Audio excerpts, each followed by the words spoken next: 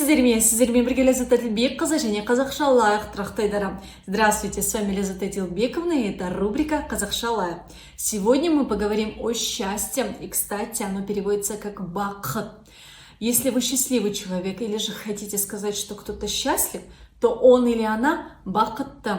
Если же несчастен, бақытсыз. Но я думаю, что мы все бақытты адамдар, счастливые люди. И, конечно же, радость, деньги, дети и удача – это все, что ассоциируется у нас с счастьем. Қуаныш – это радость. Бала-шаға, балалар – это дети. Бала-шаға мы в основном используем, когда говорим кому-то пожеланием. Бала-шаған көп болсын. Пусть у тебя будет много детей. Сәттілік переводится как удача. Денсаулық – здоровьем, акша – деньги и, конечно же, махаббат – любовь. Это все, что приносит нам счастье. Осымен бүгінгі біздің қазақша лайық айдары аяқталды. Сіздермен бірге болған Ляззат Адилбекқызы, менімен бірге қазақша сөйле.